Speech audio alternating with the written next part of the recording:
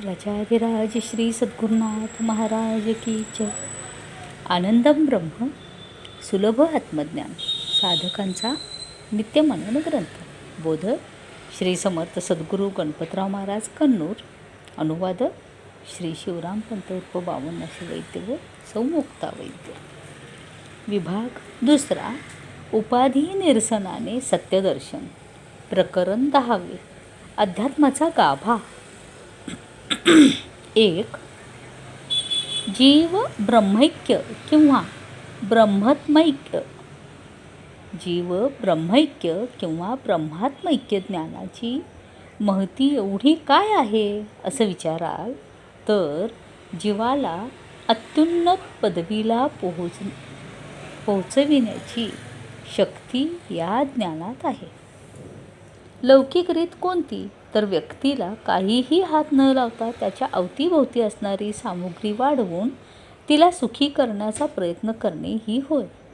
ही गोष्ट म्हणजे मानवाच्या आरोग्याकडे किंचितही लक्ष न देता त्याला चांगले कपडे लत्ते घालायला दिल्यासारखी होय.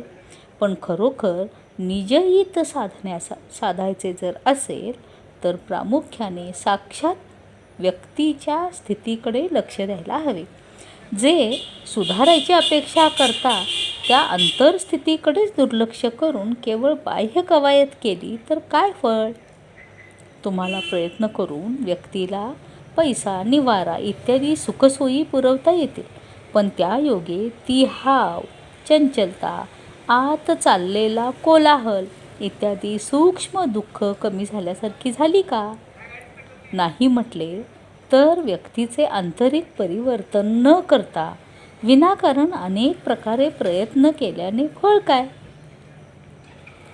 वेदांत हे व्यक्तीच्या अंतरंगाला थेट बोध करते. ते व्यक्तीला तू तुझी निजस्थिती तुझ्यात पहा, तुझ्या सर्व दुःखाला, बंधनाला कारण असलेली आंतरिक अल्पता, अपूर्णता आदी जीवभाव काढून टाक असा अनेक रीतीने बोध करून व्यक्तीची पात्रता उंचावते. अशा तऱ्हेने मानवाला त्याची अत्युन्नत स्थिती असलेल्या परमानंद पदवीला पोचविणे वेदांताला साध्य झाले आहे. वेदांत एकच सोडून इतर मताने व्यक्ती जीवाने तेथे पोचायला पाहिजे असे मानून त्या अत्यंत श्रेष्ठ स्थितीलाच अत्यंत कनिष्ठ, कमी मानले आहे. अंतिम स्थितीच तुम्ही कमी दर्जाची ठेवून घेतली तर मानव साध्य करत असलेली स्थिती त्याहीपेक्षा कमीची होणार. तिला किंचितही वरचा दर्जा प्राप्त होऊ शकणार नाही. या मताचे प्रतिपादन करणारे सांगतात की जीव शेवटाला अंतिम पोचायची स्थिती किंचितच असते, तरीही ती किंचितता त्याच प्रमाणात केवळ आनंदच असते. अशा तर मग आनंदातही ते पूर्ण तृप्तीनेच असतात इत्यादी अशा विसंगत गोष्टी करतात झालं. असो, वेदांताचे आत्यंतिक दुःख निवृत्ती आणि परमानंद प्राप्ती असे उच्चतम ध्येय आहे आणि तो अशा परमश्रेष्ठ ध्येयापर्यंत पोचविण्याचा जीव ब्रह्मैक्य बोध करतो.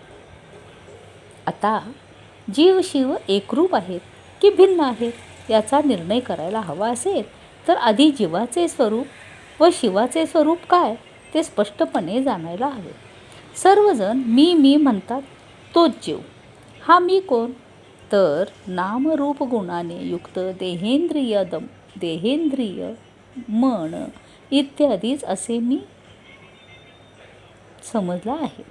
पण विचार करून पाहिलं तर तो खरोखर अधिष्ठित कूटस्थ आहे. ही गोष्ट न जाणता मी अमुक नावाचा, अमुक जातीचा, अमुक कुळाचा, बालक, तरुण, वृद्ध इत्यादी देहाचे गुणधर्मच जीव सांगतो.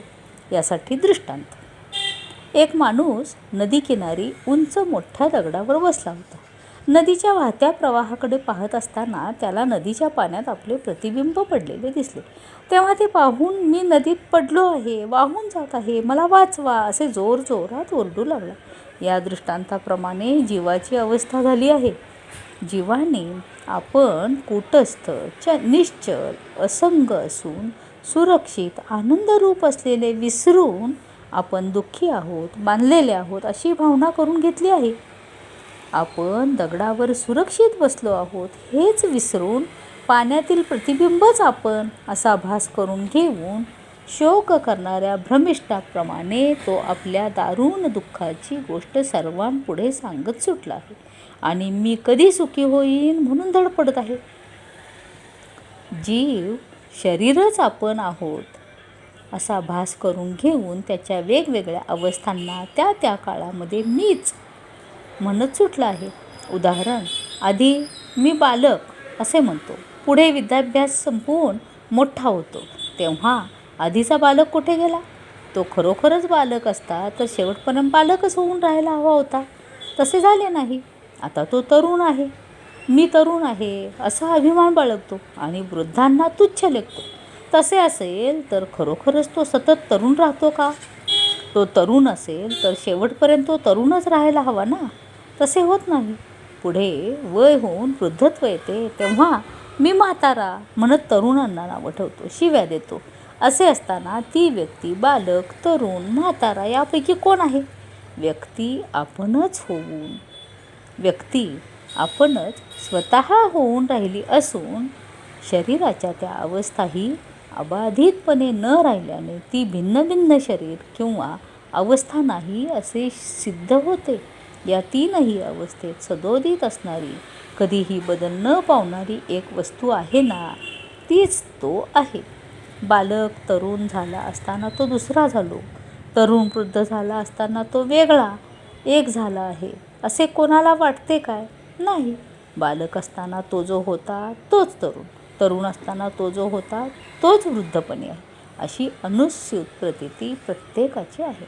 असे म्हटल्यावर तू खरोखरच आहे तसा राहणारा सत्यस्वरूप असून विनाकारण शरीराच्या नामरूप अवस्थांशी तादात्म्य कल्पून असे सांगत आहेस, हेच खरं.